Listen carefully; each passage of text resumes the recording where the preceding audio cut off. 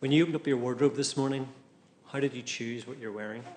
The world of fashion has been trying to work that one out for years, and it all started with three core principles.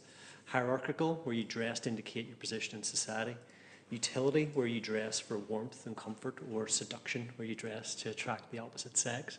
Now, personally, I ride a motorbike to work, so 9 times out of 10 I dress for utility, and Scotland can get pretty cold after all. But depending on the day and the client, I might dress for hierarchical reasons. And today I'm loaded with a cold, so it's fair to say I'm not feeling too sexy. But those principles are a vast simplification, and they're created way back in the 30s by a fashion theorist called James Lever. Now, Lever was best known for Lever's Law, which is an attempt to make sense of the fashion trend cycle, and I'm a big fan of Lever's Law. So if you want to know when flares are going to come back into fashion, pay close attention. The life cycle goes in this order.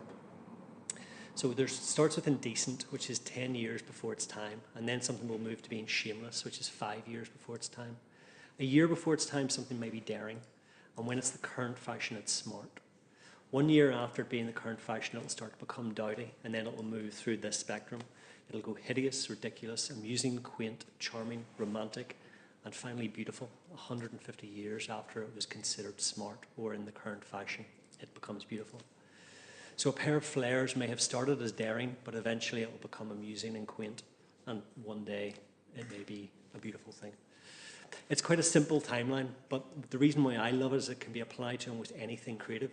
For example, in advertising, where you're trying to stand out among your competitors, it can really pay to be shameless, to be 5 years ahead of your time, and to boldly stand out.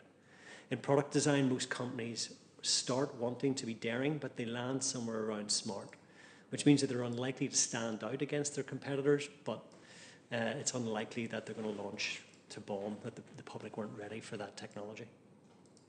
Over time, fashion, like technology, has sped up. The progress from indecent to beautiful is unlikely to take 166 years, as Lever predicted it would back in the fashion world of 1937. But the principle remains the same. In product design and marketing, this is a world that now values data and refinement over impact, in my opinion. And we've largely forgotten how to be daring, or dare I say it, shameless.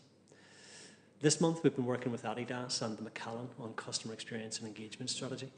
And Adidas on one side is always looking ahead of the fashion curve with constantly daring products like Yeezy. On the other side, Macallan, you could say, is a core luxury product, which is now considered beautiful. They're two amazing brands with customers eager to get their hands on the product, but very different engagement strategies. If you could use more help to be a little bit more daring, give us a call. We'd love to help.